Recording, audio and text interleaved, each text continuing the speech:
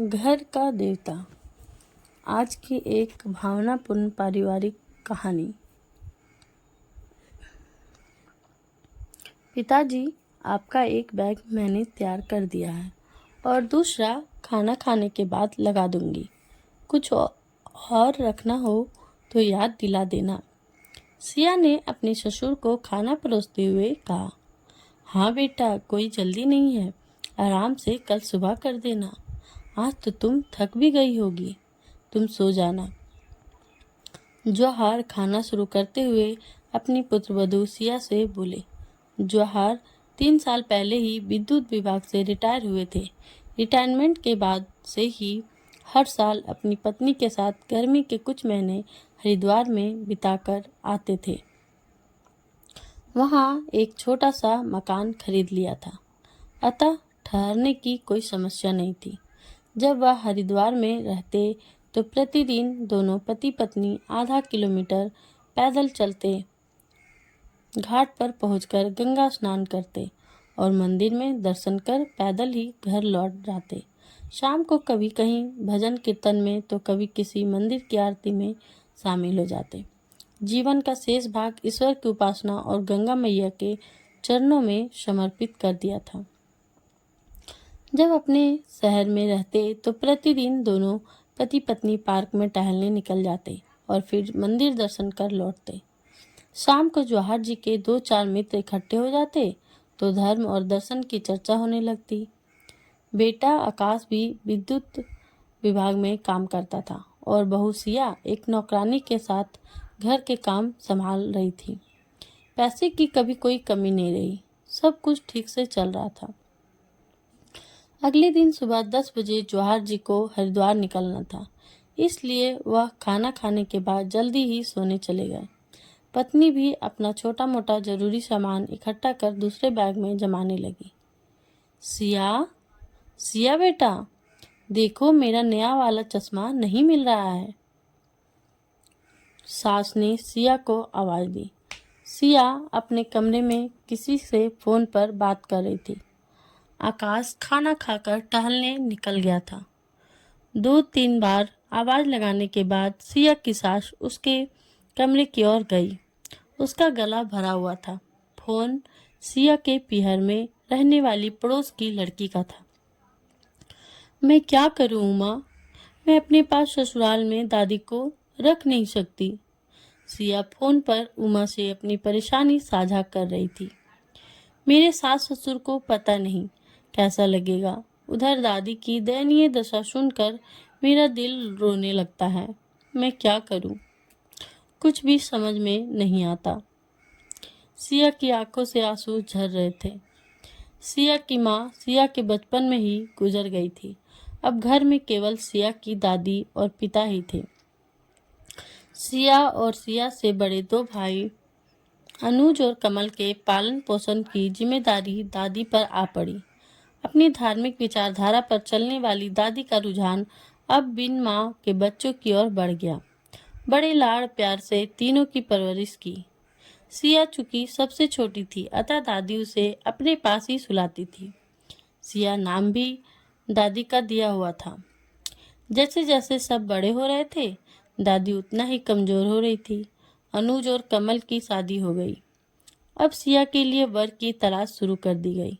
इसी दौरान सिया के पिता भी दुनिया से विदा हो गए। इस सदमे से दादी टूट ही गई थी। सिया के पिता और जौहर जी एक दूसरे से परिचित थे। अपने मित्र के देहावसान की सूचना पाकर जौहर जी शोक संवेदना हेतु सिया के घर गए थे। बेटे का मित्र भी बेटे जैसा ही होता है, अतः सिया की दादी ने जौहर से सिया के लिए कोई अच्छा सा परिवार ढूंढने के लिए कहा। अम्मा, जौहर जी सिया की दादी से बोले, मैं सिया को अपनी बेटी बनाकर घर ले जाऊं तो? मेरा बेटा आकाश भी विद्युत विभाग में काम करता है, अच्छा वेतन और पक्की नौकरी है। सिया मेरे घर में जाएगी तो हमारे घर में रौनक आ जाएगी। दादी कुछ नहीं बोली, बस चुपचाप जौहर जी के चेहरे को पढ़ती रही। कोई जल्दी नहीं है, बहुओं और बच्चों से सलाह मशविरा लेकर बता देना, मैं इंतजार करूंगा। किससे सलाह लेनी और किससे मशविरा करना, उदास मन से दादी ने कहा। ऐसा लगता है कि दोनों बहुएं तो आफत टालने के लिए तैयार बैठी रहती हैं। पता नहीं क्या क्या लिखा है मेरे मुकद्दर में। पहले छोटी सी उम्र में ही पति अकेले छोड़ गए, फिर बहू चली गई और अब बेटा भी धोखा दे गया। मेरे तो प्राण सूख रहे हैं इसकी चिंता में।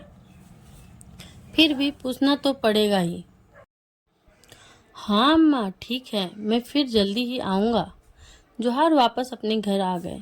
कुछ ही दिनों बाद सिया आकाश की पत्नी बनकर जौहर जी के घर आ गई, मगर अपनी सारी जिंदगी औलाद की परवरिश में खपा देने वाली दादी के हालात बद से बदतर हो गए। अनुज और कमल अब कभी दादी के पास तक नहीं जाते। दोनों की पत्नियां भी सीधे मुंह बात नहीं करती। 80 साल की उम्र में शरीर छिन्न होकर ढांचा मात्र रह गया था। फिर भी दादी अपनी दैनिक क्रियाएं और पूजा पाठ छड़ी के सहारे पूरा कर लेती।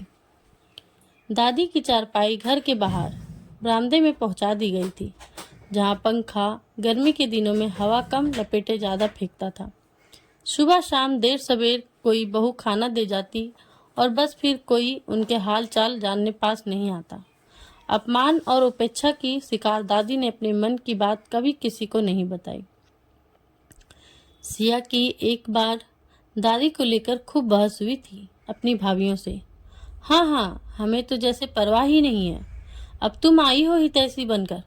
पिछले 2 साल से तुम ही तो खिलाने आ रही थी, वरना हम तो भूखा ही मार रहे थे। दोनों भाभियां सिया पर चढ़ बैठी। हम भी खूब समझते हैं तुम्हारी खोखली हमदर्दी को। तुम्हारी नजरें दादी की जमीन और बैंक खाते पर है। सीधे सीधे क्यों नहीं बता देती?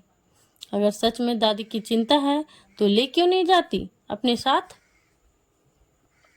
सिया अपना सा मुंह लेकर खिसियाहट में अपने घर वापस लौट आई और आज फिर 1 महीने बाद उमा के फोन से दादी के बदतर हालतों की खबर पाकर सिया की अंतरात्मा दुखी हो गई।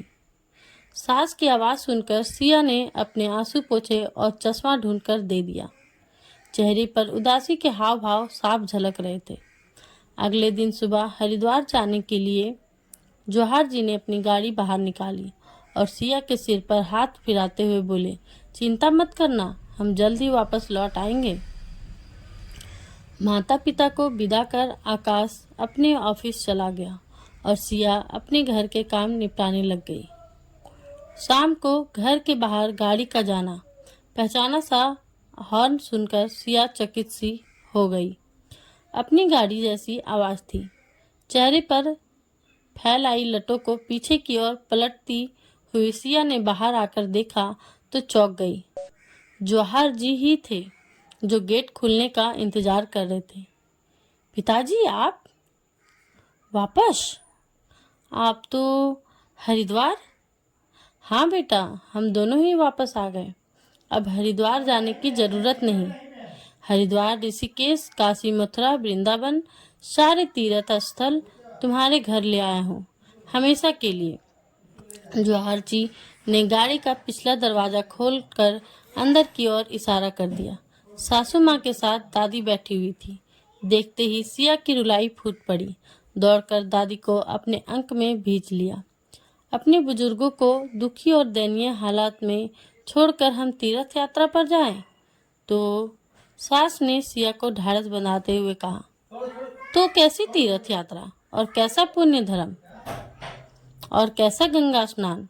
अब हमारा घर ही हमारा तीर्थ स्थल है सिया। जौहर जी ने गाड़ी से बैग उतारते हुए कहा, और इस तीर्थ स्थल को पवित्र बनाए रखना तुम्हारी जिम्मेदारी। खुशी के अतिरेक में सिया के मुख से शब्द गायब हो गए। देवी देवता मंदिरों में नहीं घरों में ही रहते होंगे, दादी ने अपनी टूटी फूटी आवाज में सिया से कहा और सिया का सहारा लेकर घर में प्रवेश कर गई। जय श्री राम। तो दोस्तों, आप सबको ये कहानी कैसी लगी हो ज़रूर बताएं और हमारे चैनल को सब्सक्राइब करें और कमेंट में बताएं कि आपको क्या अच्छा लगा। और मिलते हैं अगले वीडियो में। जय श्री राम। धन्यवाद।